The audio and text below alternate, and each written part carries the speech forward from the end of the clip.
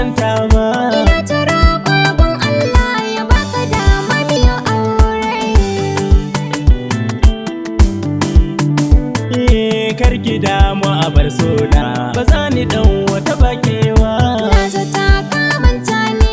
Sha zaman ki kawai dawi su ko ado ba su kai kewa.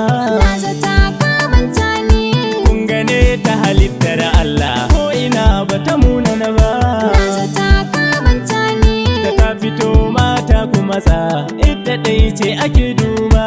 Na zata ka manta ne. Farar mace alkibba ce, ina gwanar wani gatawa.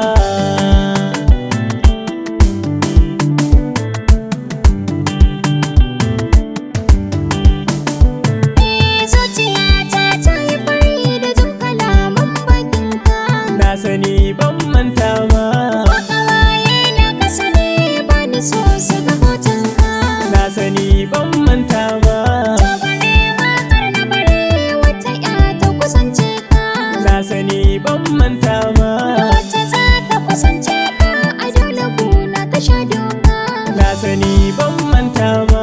Idan jima ka kiran a waya ba ni so na shige kewa. Lokaci baya magana, idan ya zo za a yi komai. Na zata ka manta ne. Duniya duka ta shaida, akan ki ne na zamo jarmai. Na zata ka manta ne. Duk abin da kike so zan iya yin sa har ma na yau maimai. Na zata ka manta ne. Juriya hakuri ke sa gyaɗa amurza ta yau mai.